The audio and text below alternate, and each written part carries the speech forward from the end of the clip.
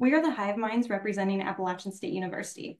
Today, we're presenting Mismatch, skills taught in CTE curricula and their availability.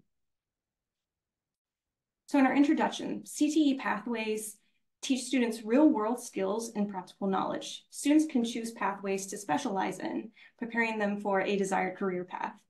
Yet, even with this specialized training, there remains a disconnect between skills employers are looking for and skills that students are graduating with. What is the reason for this mismatching? We began with 5 independent lines of inquiry to see which were viable avenues, including financial allocations to schools and demographics across CTE concentrations. We then narrowed it down to 1 major line of inquiry based on useful data trends and other findings. This placed a strong emphasis on skills matching and how equitable CTE offerings are.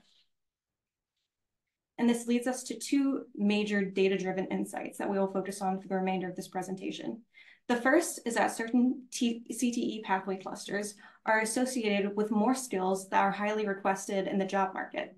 The second is that those CTE concentrations are not what students are enrolling in, either by choice or lack of availability. So first, to describe this, we were talking about skills matching, and basically what we want to know is, are the skills being learned by students what employers are looking for? To be able to examine this, we wanted to view the number of unique skills requested against the CTE pathway clusters. We manually matched the unique skills requested with the CTE pathway clusters that they are most heavily associated with. There's a clear distinction that not all pathways have an equal number, with STEM being far and away the largest number. Next, we wanted to see if this was associated with the number of concentrators per CTE cluster that we found.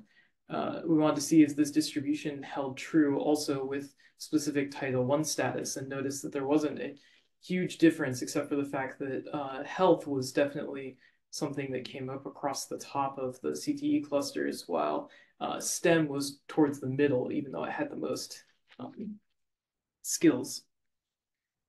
This brought us to our next line of inquiry, which was we wanted to know how this distribution actually of CTE concentrations actually tended to show up with different demographics. First, we continued our line of inquiry about Title I status and noticed that there was a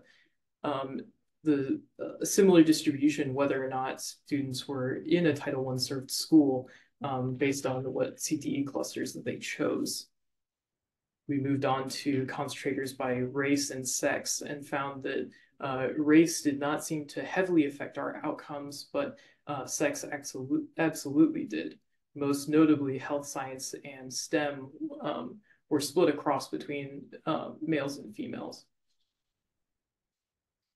We also wanted to see how this worked as a factor of enrollment based on where you lived in state. So looking through this, we noticed that there was a CTE enrollment as the percent of county population was also somewhat associated with the unemployment percentage by county and not seeking work. So our proposed solution is to offer CTEs to all students in North Carolina. This will bring more CTE pathways to Title I schools, and we also look to decrease the gender gap seen in certain CTE pathways, specifically STEM and health science. We want to expose students to these role models at a young age to show that they can do it too. We also propose that North Carolina broadens and diversifies the skill sets taught in each CTE pathway to expose more students to skills that are in demand by employers. So this includes teaching STEM skills such as digital literacy and research in CTE concentrations that are not STEM related.